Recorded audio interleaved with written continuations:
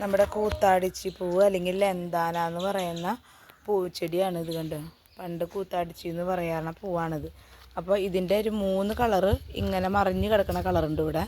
ഇനി മറിയാത്തൊരു കളറുണ്ട്, ഞാൻ കാണിച്ചു തരാം കേട്ടോ.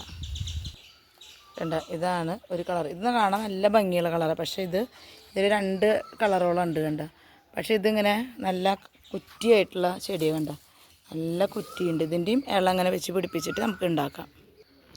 ഇതിങ്ങനെ ഹൈറ്റുള്ള സ്ഥലത്ത് വെച്ചിട്ട് ഇങ്ങനെ താഴത്തേക്ക് ചെരിച്ചിടുകയാണെങ്കിൽ നല്ല ഭംഗിയായിട്ട് ഇതുണ്ടാവും. മഞ്ഞാണ് കൂടുതലും പൂക്കളുള്ളത്, പിന്നെ വയലറ്റ് വെള്ള. അപ്പോൾ ഇതെങ്ങനെ കുഴിച്ചിടുകയെന്ന് വെച്ചാൽ, ഞാൻ ആദ്യം ഇത് വലിയ കമ്പ് വേരോടക്കനെയൊക്കെ പറിച്ചു കൊണ്ടുപോയി. പക്ഷേ ഒരു കാര്യം ഉണ്ടായില്ല, ഉണങ്ങിപ്പോയി. ഇപ്പോൾ ഇത് നോക്കിയേ, ഇത് പൂട്ടു. ഇനി അടുത്ത എല്ലാ കമ്പിലും ഉണ്ട്. കണ്ട, ഇതിങ്ങനെ എല്ലാ കമ്പിലും ഇതിങ്ങനെ മുട്ട് വന്നുകൊണ്ടേയിരിക്കും. കണ്ട, അപ്പോൾ ഇവിടെ ഇത് വിരിഞ്ഞു പോയി. അടുത്തത് എവിടെ, ഇതിന് യാതൊന്നും ചെയ്യണില്ല. വല്ലപ്പോഴും വല്ല ഉണക്ക ചാണകം പൊടിച്ചത് ഇട്ട് കൊടുക്കുക എന്നല്ലാണ്ട് വേറെ ഒന്നും. കണ്ട, ഇത് പൂവുണ്ടാകാൻ തുടങ്ങിയാൽ പിന്നെ ഇങ്ങനെ നിറയെ പൂവുണ്ടായി തുടങ്ങും. നല്ല വെയിലുണ്ടെങ്കിൽ നല്ല ഉഷാറായിട്ട് ഉണ്ടാവും. ഇത് ഈ വയലറ്റിന് എങ്ങനെയാണെന്ന് വെച്ചാൽ, കണ്ട, ഇതിപ്പോൾ വിരിഞ്ഞ് കഴിഞ്ഞിന് ഇതിലൊക്കെ മുട്ടിട്ടുണ്ട്. കണ്ട, എല്ലാത്തിൻ്റെയും അടുത്തടുത്ത സെക്ഷനിൽ മുട്ടാണ്. ഇനിയിപ്പോൾ ഇത് വിരിഞ്ഞ് കഴിയുമ്പോഴേക്കും ഈ ഇലയമെന്ന് വരും. അപ്പോൾ ഇത് നല്ല വെയിലുണ്ടെങ്കിൽ വലിയ വേറെ രോഗങ്ങളൊന്നും ഇതിന് കണ്ടിട്ടില്ല. ഇടയ്ക്കൊക്കെ ചില കമ്പുകൾ ഇങ്ങനെ വാടുന്നല്ലാണ്ട്, എന്നാലും അത് 10 ഉണ്ടെങ്കിലാണ് ഒരെണ്ണെങ്ങാനും വാടിപ്പോളത്. അപ്പോൾ ഈ കിടക്കുന്നിടത്തൊക്കെ ഇത് വേര് വരും. അപ്പോൾ നല്ല ഭംഗിയായിട്ട് ഇത് ഉണ്ടാവും. അപ്പോൾ ഇത് നമ്മൾ നടേണ്ടത് എങ്ങനെയാണെന്ന് വെച്ചാൽ, ഇപ്പോൾ ഇതിന്മേലൊക്കെ മുട്ടുണ്ട്.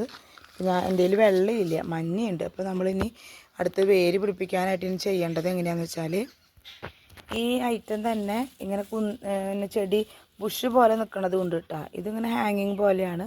അപ്പോൾ ഇതന്നെ ബുഷ് പോലത്തെ ഉണ്ട്. അപ്പോൾ എനിക്ക് ബുഷിനേക്കാളും ഭംഗി തോന്നിയിട്ടുള്ളത് ഇങ്ങനത്തെ ഹാങ്ങിങ് ആണ്. അപ്പോൾ നമ്മൾ ഇത് ഏത് ചെടിയാണെന്ന് നോക്കിയിട്ട് അതിൻ്റെ ഇതുപോലത്തെ ഇലകളില്ലേ, ഇതേ 1 2 3 4, ഈ 4ാമത്തെ കമ്പിൻ്റെ അവിടെ വെച്ചിട്ട് മുറിച്ചെടുക്കുക. ഇത് കൊണ്ടുപോയി നമുക്ക് എന്തായാലും ഉണ്ടാവും എന്നുള്ളത് ഞാൻ കൊണ്ടുപോയിട്ടുള്ള കാര്യം എനിക്ക് പിടിച്ച് കിട്ടിയതാണ്.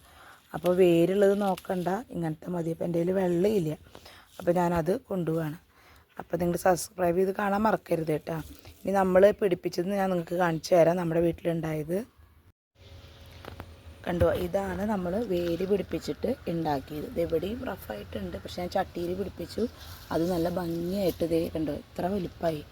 ഒരു 2 മാസം ആവണേ ഉള്ളൂ ഇത് പിടിപ്പിച്ച് ഇത്രയും പൂവായി എന്നുള്ളതാണ് കാര്യം.